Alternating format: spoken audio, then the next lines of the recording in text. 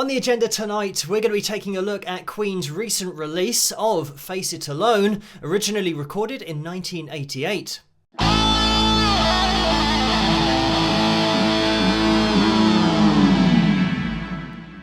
Hello, Phil here from Wings of Pegasus and welcome to another analysis video. If you enjoy this video, please give it a thumbs up and subscribe.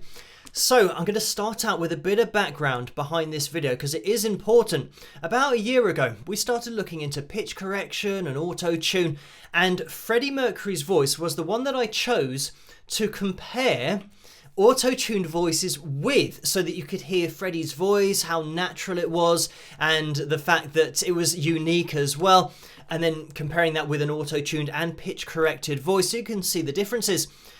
After that video, a lot of people asked me to auto-tune Freddie Mercury's voice, and I said in that follow-up video that it was sacrilege, but I will do it because so many people are asking for it, so I did that. Then I got a message from someone asking me if, on the official Queen channel, a live performance had been auto-tuned or pitch-corrected, and I think it was from the late 70s. So I did a video on that, and we found that yes, it actually had been pitch-corrected, probably not auto-tuned, but pitch-corrected really heavily. So you hear that processing sound of the computer working, changing the pitch of the notes, because that's what happens with pitch correction and auto-tune. But when you apply pitch correction, it's the computer changing the pitch of notes, and you can hear that processing going on. So anyway, fast forward to now, somebody has asked me if Face It Alone has any pitch correction or auto-tune applied to it.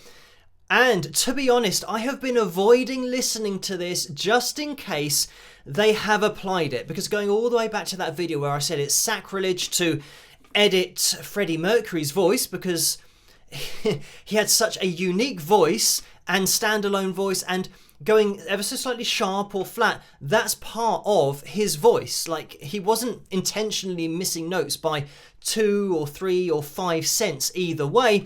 It was just his expression. So to then start applying pitch correction to that, I didn't want to listen to this just in case they had applied it. So we're going to jump into it for tonight's video and see what we can see. Sadly, I think it's going to be quite a quick video because you'll see why in a second. Just before we jump into it, to let you guys know, I have isolated the vocal, and if you want to go and listen to the song independently, I'll put a link in the description below so that you can do, but this is an analysis of the voice. So I've isolated it so we can just hear Freddie's voice, and I've put it through the pitch monitoring software as well, and this is set to 440 Hertz equal temperament, which we know is the graph that they all use in the studios to apply the voices to. They try and stick them to these lines, but we've already discovered in other analysis videos that these lines don't exist when you sing. This is why it starts to sound a bit weird when you change somebody's voice to fit a graph. But let's have a listen. When something so near and dear to life. And that can be the end of the video. So immediately we've got, as you guys will know, the C4 that we've hit here is stuck to that line. So this has already been pitch corrected with the first phrase of the song. And especially on this second line, you can even hear a bit of the processing going on. I know that some people will be saying that the isolating process leaves artifacts once the voice has been extracted from all of the backing. And that is true, but we've done so many analysis videos using the same isolating software, and when we're listening to a natural voice, at no point does it sound mechanical because it's natural, whereas the mechanical sound we can hear is the pitch correction, the actual computer processing the vocal and moving it, and then we're hearing the result. I know that other people will say that back in the day, they used to speed up tape and slow down tape with various speed in order to change the pitch of a particular vocal phrase. And that is true. But the huge difference between digital, which is what we're doing now with the music industry, and analog, which is speeding up tape and slowing down tape, is that now the original signal is being processed. So it's being changed and then we hear the result. Back in the day with analog and using tape, if you record a vocal and then you speed it up, all that happens is it gets higher in pitch. If you slow it down, it gets lower in pitch. But that original vocal hasn't been processed. It's just been sped up or slowed down. So there's a huge difference between those two, because one is leaving the vocal as it was, but just speeding it up or slowing it down. The other is fundamentally changing the vocal from what it was to then going through a processing machine. The computer has everything corrected and moved to this graph, and then we hear the result. So that's the huge difference between digital pitch correction and analog. I did say it was going to be a very quick video, but maybe it won't be. Let's just jump into it, listen to a bit more. Explodes inside. You feel your soul is set on fire. And we know from previous analysis videos that this kind of thing here, of being directly over the F sharp 3 and the G3, Freddie's voice didn't do that. And I would love to hear the original vocal as it was done in the studio without going through the computer processing, so that we can hear Freddie's voice exactly as it was. Another thing I want to bring up is whether Brian, Roger, John know that this is happening, whether they're part of this process, if they are in the studio and they're listening to Freddie's voice and they're deciding collectively, okay, let's pitch correct it to 440 hertz tuning and just drag his voice to these lines, whether they're being consulted on that, whether they're even being told that it's going on, and whether they can even hear that it's happening, because I know that you assume that musicians can hear when 440 hertz kicks in and pitch correction kicks in, but maybe they can't even hear it.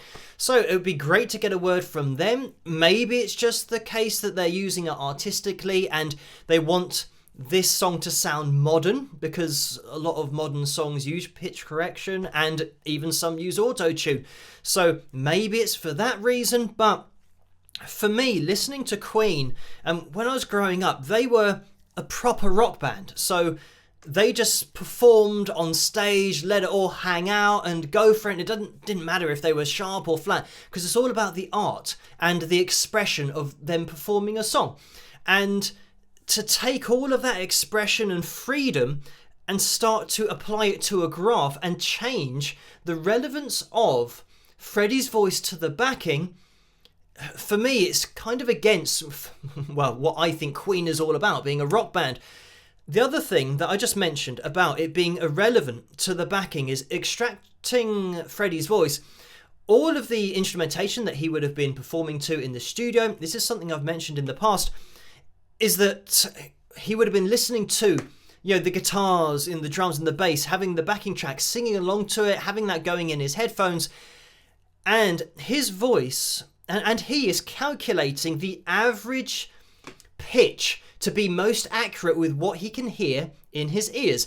And all of the instrumentation is not going to be dead on the lines. And this is why once you start putting a voice on these lines, you're detaching it from the backing so that it becomes irrelevant. You get a disconnect, because Freddie would have been performing this in relation to the backing he could hear.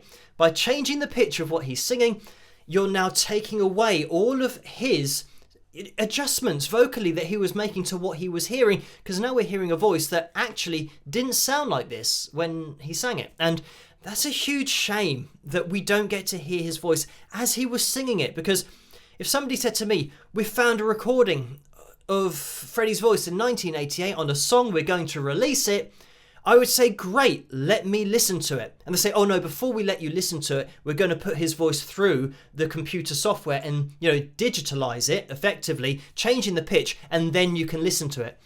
I would say, as a Queen fan, no, just let me listen to Freddie's voice, please. You know, when else do you ever get, you know, talking about Brian May's lead guitar. Brian May plays a lead guitar line and then the studio say, okay, that was great, but before we release it, we're going to pitch correct where you're slightly sharp and slightly flat with your bends, because that, I guarantee you, happens on every single Brian May solo. There are microtones in there where it is slightly sharp, slightly flat. So it's the same as doing that with your guitar solo. The studio says, oh, that wasn't on the line, we're going to move it on the line. I guarantee you Brian May has never gone through his solos with pitch correcting software, editing every note that's not on a line. Obviously, people's opinions on this are going to change, be different, of course, it's all subjective, but for me, I just want to hear Freddie's voice without this mechanical sound and shifting of his voice, and it's the fact that it's been applied so heavily, as it always is, unfortunately, just, you know, stopping it anyway. You can see that it's just directly over the lines, which just doesn't happen with a natural vocal, especially one as unique as Freddie's. And you can even see on the pitch monitoring software where Freddie applies his vibrato, which was so unique. Even that has been put over the top of every single line. But let's continue. When something so deep and so far and wide falls down beside your cries can be heard. And just there, taking that back a little bit, we might have got, I mean, it's sacrilege to be saying this, but we might have got a natural Freddie Mercury note in here, just flat of the C4, and that's probably because of the slide. They felt like they didn't want to edit it too much to make it sound too mechanical before that slide, so this note here could well have been Freddie's real vocal. But you can see as we get further on to the E4, we're back to, you know, snapping to lines. Let's get it back to where we were. So loud and clear. And the reason that we know that this is pitch correction and not auto-tune is because of this just allowing the note occasionally to be flat. But you would expect to see this, and when I say flat, you're not going to be able to tell, like when you listen to that note, let me take it back. Clear. You wouldn't listen to that first note and say, oh, that sounded really out of tune, when we then have the pitch corrected, you know, next note, and then actually the following note after that, dead on this F sharp 4. So you don't notice that this is flat, and this is the point, that we're looking at this in such detail that we can see the pitch correction and where it's been applied. Let's get back into it. Your life is your own. You're in charge of yourself. And again, there you can hear it kick in, that mechanical snapping that's going on. Master of your home. Yeah, this whole section's, again, been really heavily applied. In the end, you have to face it all alone. And that kind of thing there, with Freddie's voice, it just doesn't quite stack up. Because when he used to apply his vibrato, he might go slightly flat or might go slightly sharp. And I've said in previous analysis videos how going slightly sharp puts more drama into that vibrato. And that's something that Freddie had all, you know, through his voice, just the drama of the performance, but the drama of being slightly sharp. And again, it's a natural thing that he did. So now just conforming his vibrato and note to a line. Something so dear to your life explodes. I mean, it gets to the point where we're actually losing the note in the line because it's that processed. Yeah. I don't know. I mean, this is a very difficult video for me to look at because of the fact that they're doing this to Freddie Mercury's voice. And it's just been allowed to happen. And, you know, if it's an artistic thing where they're now saying, okay, everything that we release from now onwards is going to be pitch corrected with Freddie's voice because we want it to sound modern, then, okay, that's their artistic decision. Obviously, without consulting Freddie Mercury, because you can't, you know, whether he would be happy with doing this to his voice or not, that's another question. But if the studio say, right, we're going to do this from now on, and every release that we do is going to be pitch corrected, at least people know that. This is why I say, if you have original recordings from the 60s, the 70s, the 80s, the 90s, up to 1998, keep hold of them, because there's every chance that when they get re-released, they're going to be pitch corrected. Another thing about previous videos that I've done where people have said, I mentioned about, has Elvis ever been auto-tuned? And people said, oh, auto-tune was invented in 1998. So of course he's never been auto-tuned. But that video wasn't referring back to the original recordings, it's referring to the re-releases. The releases like this that happen after somebody has passed away, then pitch correcting their voice from the original that they did in the studio. So that's why I'm looking at these performances to see if re-releases or new releases of old, this is 1988, before pitch monitoring software, even, the digital version of it even existed. So everybody would say, oh, well, this can't be pitch corrected because he sang it in 1988.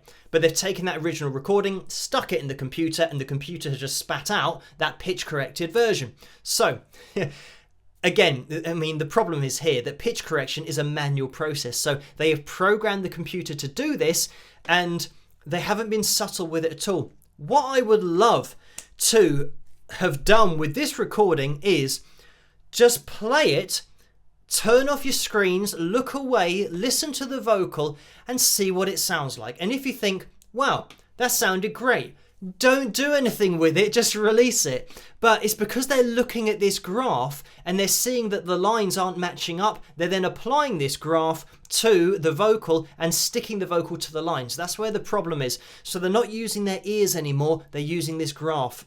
Inside, you feel your soul is burned alive,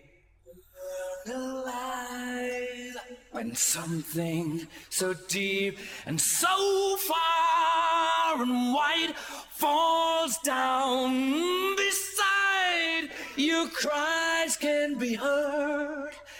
Hey, there we had it. I mean, this is ridiculous that when a note comes through that isn't pitch corrected, you can spot it a mile off, because look here, we had something that I mentioned earlier in the video, that Freddie Mercury with his vibrato was never stuck to a line. He would be sharp and flat, and here he is flat with that vibrato, but you don't notice it. If anything, that note stuck out as being Freddie's actual voice. Let's listen again. Can be heard. It's great to actually hear his voice. Again, before this slide up, we were slightly flat, and I'm wondering whether this is just a copy and paste job from that previous vocal. So, because it was pretty much exactly the same. Let's keep going. So loud and clear. Wow, and there, that was 100% pitch corrected. Your life is your own. You're in charge of yourself. Master of your home. In the end, you have to face it alone. When the moon has lost its glow, when the moon has lost its glow, when the moon has... And this backing vocal here, you can see how we're just snapped to the lines. I mean, we're snapped to the lines all over the place here. When the moon has lost, I mean, look at this. Its glow. When the moon... And I'm just going to jump in here because, we're getting to the end of the track now. As I said, link in the description below to listen to that whole song.